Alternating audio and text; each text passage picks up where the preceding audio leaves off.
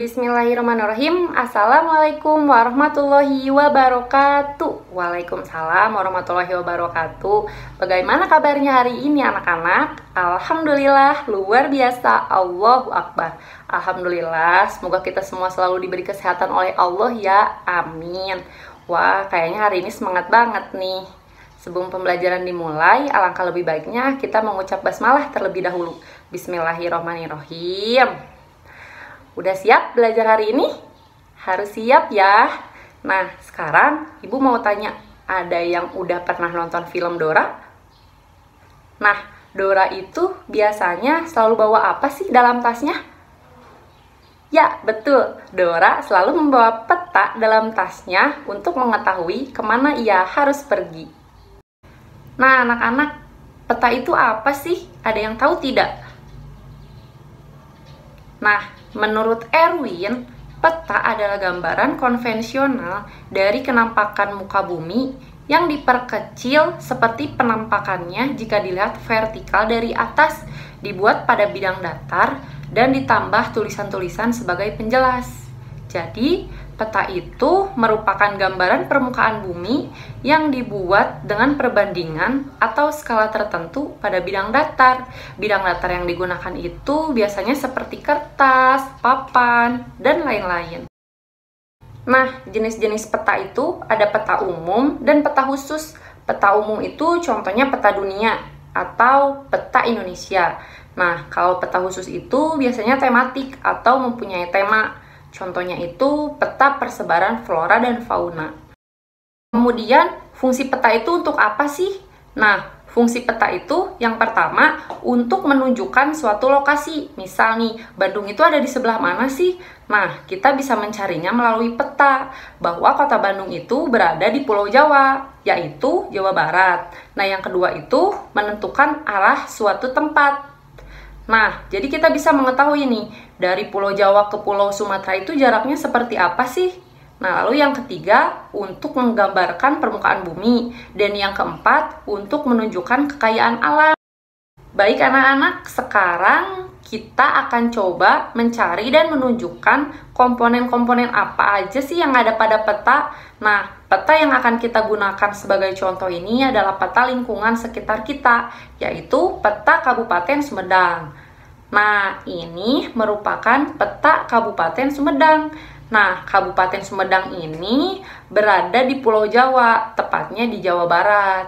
Nah, dalam peta ini biasanya memiliki berbagai komponen agar memudahkan dalam memahami isi peta. Nah, unsur-unsur yang biasanya ada dalam peta ini yaitu unsur yang pertama itu adalah judul. Nah, peta itu harus memiliki judul. Nah, tujuannya itu untuk menjelaskan jenis peta dan biasanya terletak di atas gambar. Seperti ini. Kemudian yang kedua ada inset. Nah, inset ini merupakan sebuah peta berukuran kecil dan lebih detail yang disisipkan pada peta utama yang berfungsi untuk petunjuk lokasi dan memperjelas suatu lokasi. Yang ketiga ada petunjuk arah. Nah, petunjuk arah ini biasanya berada pada bagian ruang kosong pada peta, berisi simbol arah mata angin dan tujuannya untuk mengetahui arah pada peta, seperti utara, selatan, timur, dan barat. Lalu yang keempat ada simbol. Nah, simbol ini berfungsi untuk mewakili keadaan sesungguhnya seperti simbol kota, simbol jalan kereta api, simbol gunung, simbol sungai, dan lain-lain. Yang kelima ada legenda. Nah, legenda pada peta ini berfungsi untuk menjelaskan mengenai keterangan simbol-simbol yang ada pada peta, biasanya berada di sudut kiri. Yang keenam itu ada sumber dan tahun pembuatan. Coba fungsinya untuk apa? Nah, ini tuh merupakan referensi dari mana peta itu diperoleh. Kemudian yang ketujuh itu ada garis tepi. Nah, garis tepi itu merupakan sebuah garis yang membatasi ruang peta seperti berbentuk persegi 4. Yang kedelapan ada gratikul atau posisi geografis. Nah, Posisi geografis terdiri atas garis lintang dan garis bujur yang digunakan untuk menunjukkan letak suatu tempat atau wilayah. Yang kesembilan itu ada skala. Nah, skala adalah perbandingan jarak pada peta dengan jarak sesungguhnya di lapangan. Biasanya ditulis di bawah judul peta atau di luar garis tepi atau bisa juga di bawah legenda. Yang ke-10 atau yang terakhir itu ada warna peta. Nah, peta itu memiliki simbol-simbol warna. Tujuannya itu untuk menjelaskan keadaan tempat atau objek di permukaan bumi. Misalnya nih, warna biru itu untuk apa? Betul, warna biru itu menunjukkan perairan. Warna coklat itu untuk apa?